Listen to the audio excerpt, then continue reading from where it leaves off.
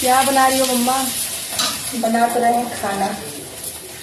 खाने में चावल, सब्जी, दाल, रोटी, सब कुछ। वो बड़ी बात नहीं है, खाना तो हम बना रहे हैं, लेकिन इसीलिए तुमको भी बोलते हैं, चाहे आदमी कितना भी पढ़ लिख ले, कुछ भी कर ले, इससे छुटकारा नहीं मिल सकता। और भले झाड़ू पोछा बर्तन कपड़ा के लिए कोई लगवा ले, लेकिन खाना अपने हाथ जैसा कोई नहीं बना सकता। कोई बनाएगा भी तो एक दो दिन थोड़ा सा अच्छा लगेगा, इसीलिए सिखाते हैं बेटा तेरे को भी खाना बनाने सीख ले। आप ही लोग बताना, खाना बनाना भी एक कला है। जो घर में रहे वो तो बनाता ही है, लेकिन जो बाहर के ना खाना बनाने वाली जो लगते हैं उनके हाथ में मुझे खाना अच्छा नहीं लगता। खाना चाहे कोई आदमी कुछ भी कर ले, खाना बनाने आप लोग कमेंट में बताना कौन कौन मेरे बात से सहमत है।